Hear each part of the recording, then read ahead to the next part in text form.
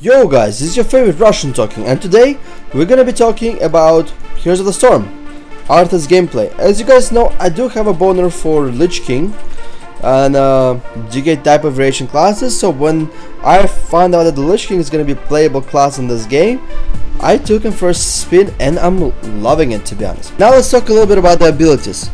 Arthas' iconic ability is actually activating his legendary sword called Frostmourne Hungers. Upon activating, his next basic attack is gonna do 100% more damage, and on top of it also restore Arthas 30 mana. What the tooltip doesn't say, it also refreshes your auto attack. So done correctly, you can start a really nasty burst for just two basic auto attacks, one for 100% and the other one for 200%. Take a look here, 1, 2. Also, that also synergizes with a couple of your talents, and I will talk about them later on. Now the first ability is looking like a death call, and it is a death call. You can throw it at your enemies to damage them, or you can actually throw death call on yourself and heal yourself for extra HP, especially when the times get tough and you need that extra tankiness. Death call is actually a very nice and versatile skill. Arthas has surprisingly really strong crowd control abilities. While he doesn't have any gap closers or anything else like that, like most of the warrior heroes do, Arthas does have a really strong CC. His first CC is Howling Blast. You put frozen thing on the ground and that shit roots people for 2 seconds. Very good for chasing down the enemy heroes and mangling them with your team.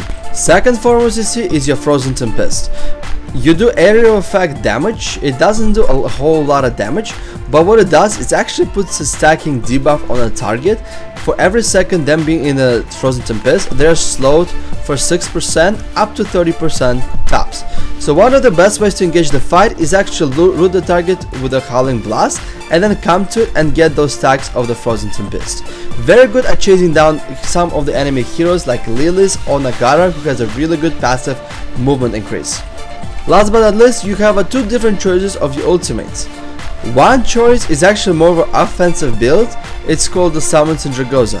You summon Sindragosa and the raid boss flies over. He roots/slows enemy heroes, but it also disables the buildings, which is really nice. And during that time, buildings aren't able to attack.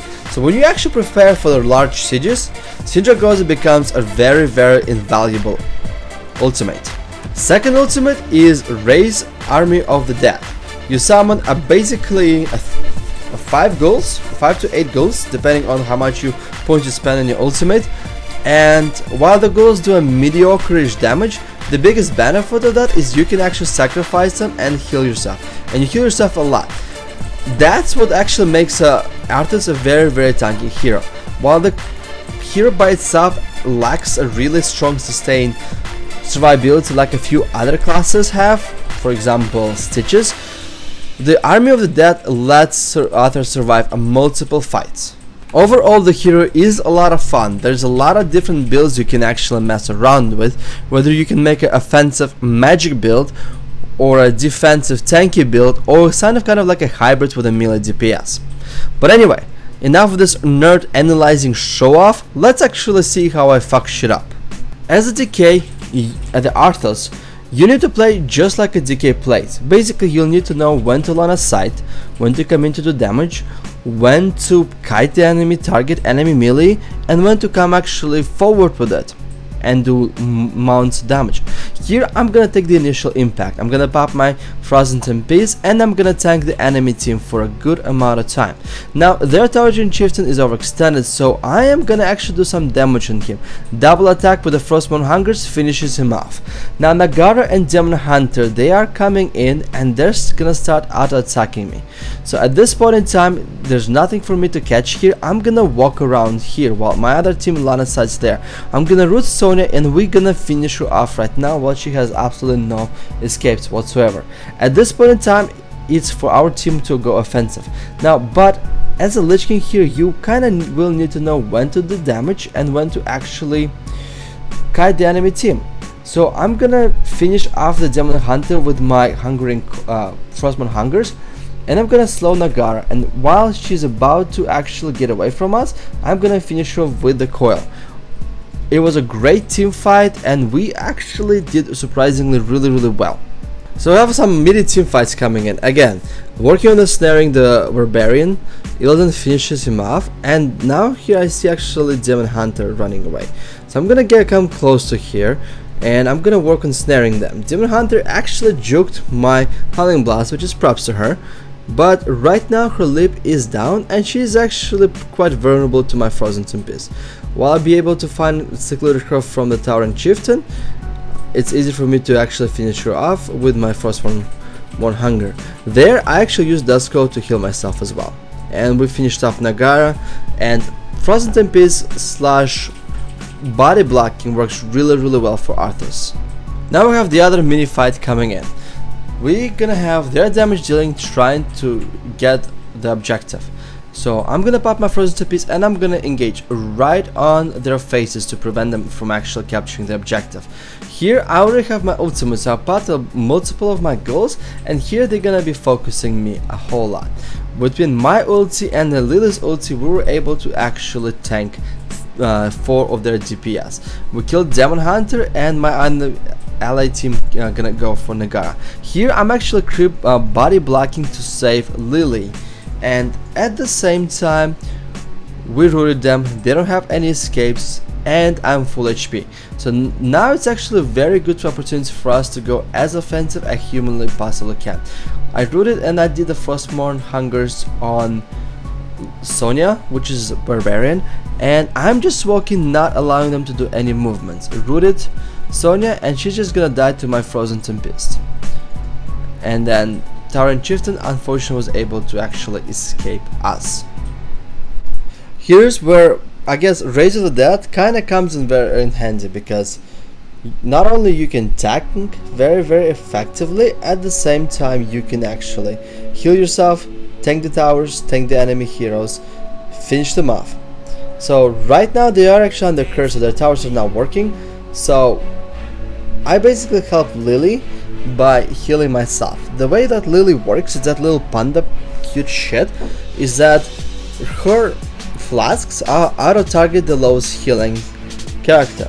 So when both of us are getting trained and I'm healing myself essentially with a Raise of the Dead by like death pacting myself from the ghouls, I keep myself up. So all the healing that Lily does redistribute 100% to her, which basically helped her to survive that mini team fight at the enemy gates. And while at it, we also finish the Demon Hunter, kill a bunch of them, and that's where I'm talking about the death scroll usable for basically finishing off the enemy healers that are very low. Since towers predominantly focus NPCs first, this is another example of Army of the Dead being very useful, because all the towers focusing on my creeps while tanking them, while none of our team actually taking any damage at all whatsoever, and we were able to get enemies fort. At the same time I keep myself up, so now all I'm doing is I'm snaring 3 enemies, kind of like separating and creating a gauntlet. We're gonna finish off the Towering Chieftain probably with, and Tyrell, not without my coil. But anyway, slowing the Sonya, slowing Demon Hunter, moving forward, not even bothering attack it. That's where I activate my Frostborn Hungers, and this is where I'm gonna lose a side really quickly, but still finish off Demon Hunter with my Death Coil. Like I said, Death Coil is a great finisher. Rooted Nagara, we placed a static field on top of it, was a pretty decent teamwork, and it's actually been a very fun game in general, even though it was not even cremate at all. Now the next talent that I picked allowed my Frostborn Hunger used twice, and that's one of the most essential things to have, because it doubles my mana regeneration from Frostborn Hungers, and it's strong. It's really good because Arthas does get low on mana. I'm gonna show you a little bit of a field as well in terms of damage done, but for now we are actually busy taking this second fort of the enemy team, and after that we're gonna push and kill him. I'm getting low, so I'm gonna summon my Army of the Dead again and gonna start healing myself back up. Army of the Dead does have a relatively short cooldown, and like I said, 99% of the time you're gonna use not for extra damage, but mostly for extra healing that it provides. Being able to tank while snaring enemy team for by 30% is vital, and it's crucial. So right now again Tyrell is getting low. He was permanently 30% snared, rooting the tower and chieftain king, snaring him again, and snaring the demon hunter. That's the beauty of a Lich King. He has a very strong potent snares in general. So we're finishing up the clips. I am second on damage done to our heroes, second to third damage done to enemy structures, and the second one for healing. So like I said, Decay class in this game is kind of it's a true definition of a hybrid, guys. It's kind of a master of none but jack of all trades, like jack of all trades, master of none. So I'm gonna show you guys the static field here because we are about to finish the game. We've had a 4-level advantage. So when we look at the siege damage, number 3 on the siege damage, on hero damage number 2, and on the healing number 2 as well. Very strong hero in general, and very fun to play. Reminds me a lot of DKs in World of Warcraft, and kudos to Blizzard to actually designing this class. They did a very good job of it. It does feel like you have some relatively strong range presence via Death's Coil, you have a decent amount of survivability and healing via Army of the Dead, and decent control via Howling Blast and Frozen Abyss. We're about to actually finish our main base, and it was a GG.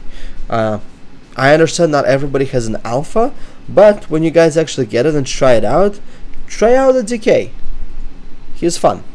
Thanks everybody for watching this video, and до свидания.